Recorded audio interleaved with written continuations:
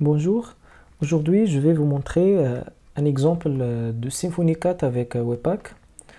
Dans cette partie-là, j'ai utilisé la version 0.28. Donc tout d'abord, je vais vous montrer qu'est-ce qu'il faut installer.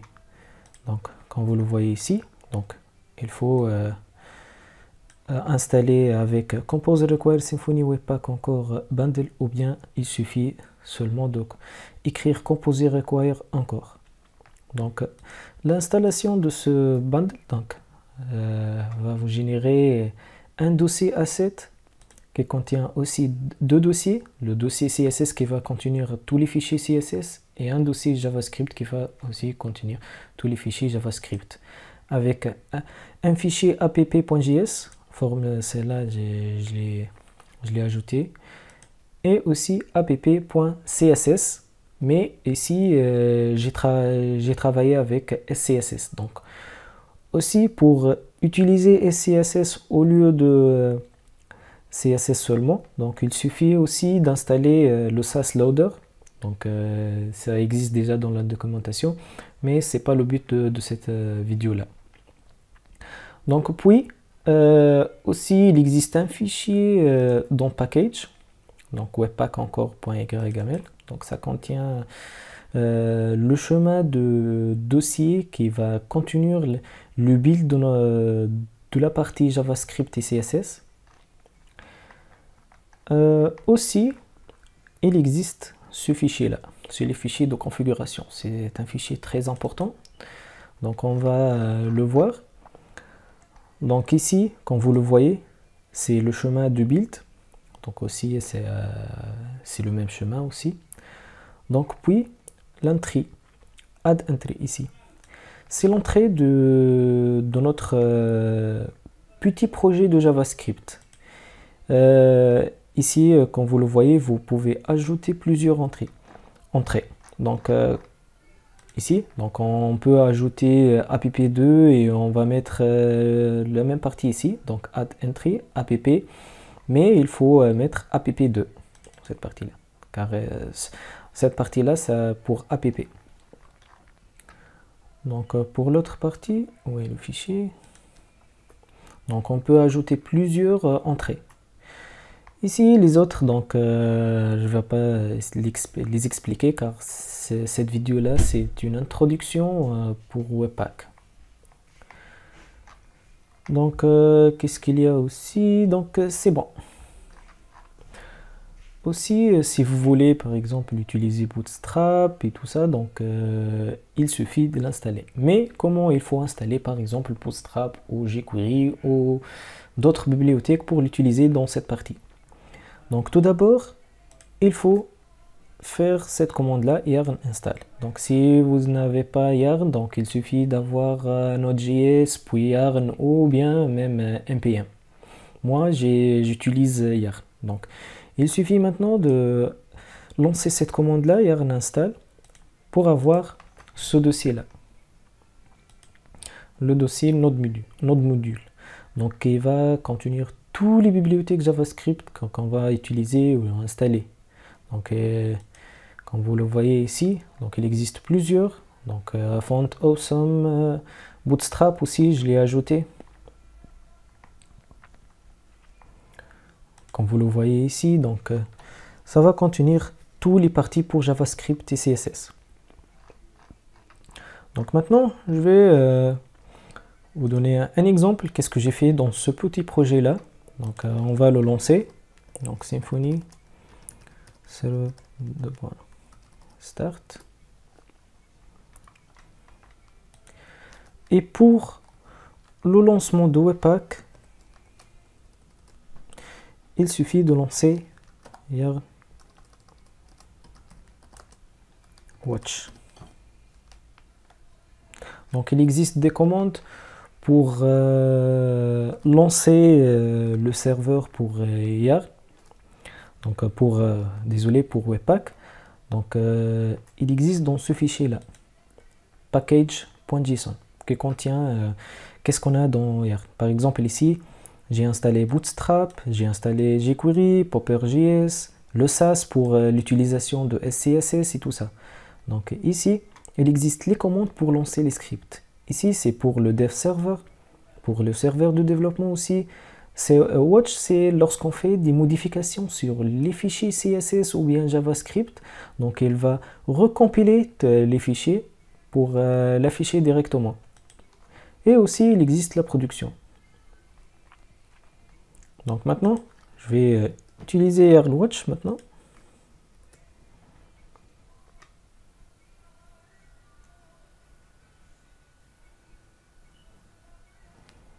Donc comme vous le voyez, il a généré des fichiers ici.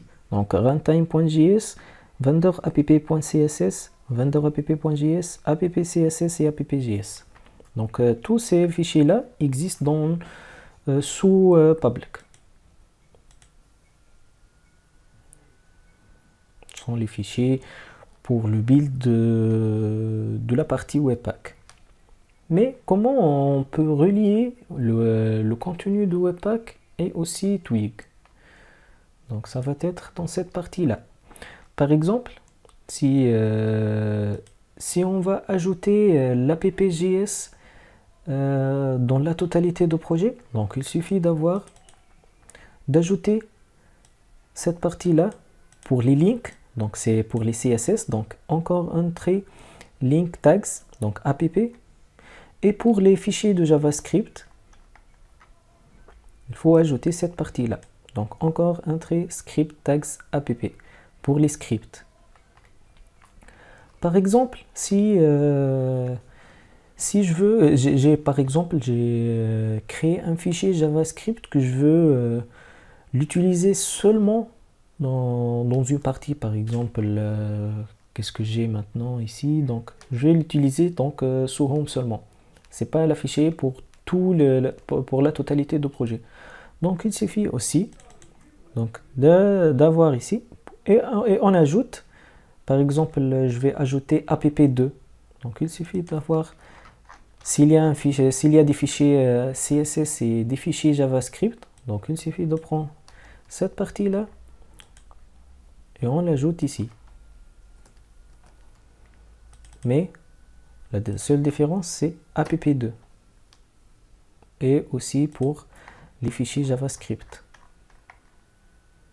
Donc, l'ajout de ces fichiers-là, c'est pas obligatoirement global pour tout le projet. Donc, on peut ajouter des parties seulement pour des pages bien déterminées. Comme ça.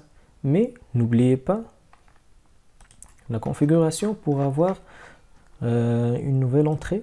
Par exemple ici, donc, il suffit d'avoir une nouvelle entrée.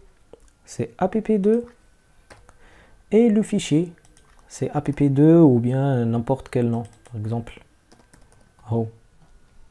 Donc c'est à vous de choisir selon le besoin. Donc je vais supprimer ces parties là. Donc c'est bon.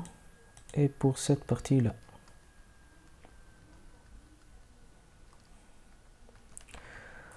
par exemple aussi, qu'est-ce qu'on va voir, qu'est-ce que j'ai fait ici. Donc pour les fichiers CSS, donc on va pas l'ajouter directement, il faut faire le require ici dans le fichier de l'entrée. Donc s'il y a, par exemple, si on va ajouter un autre fichier, donc il faut l'importer ici. Pour Bootstrap aussi, donc il suffit l'installer avec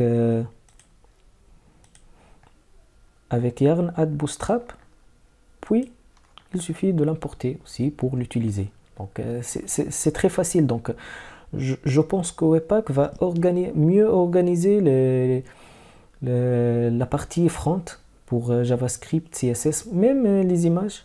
Si vous allez utiliser une partie pour récupération des images et tout ça et l'afficher, donc c'est plus facile à travailler avec les assets de Webpack que le mettre directement dans la partie public. Ici, comme vous le voyez, j'ai utilisé CSS, mais réellement, c'est purement CSS. Donc, comme vous le voyez.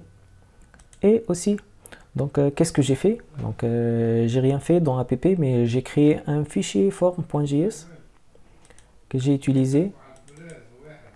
Donc, ici, comme vous le voyez. Donc j'ai importé, j'ai utilisé jQuery. Donc pour jQuery aussi, il faut l'installer et l'importer. Donc ici, il existe, le seul problème, c'est le dollar. Donc il suffit de l'importer jQuery et utiliser le dollar pour que Webpack comprend que ce dollar-là, c'est jQuery.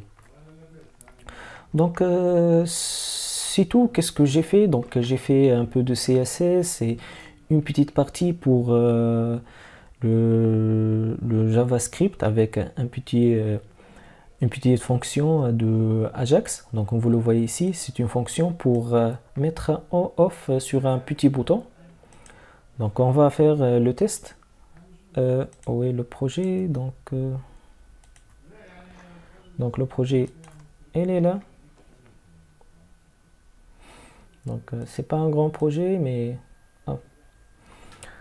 donc on va entrer.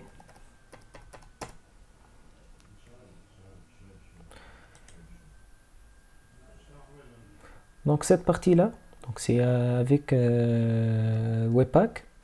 Donc si je clique ici, donc ça va activer ou désactiver cette boîte.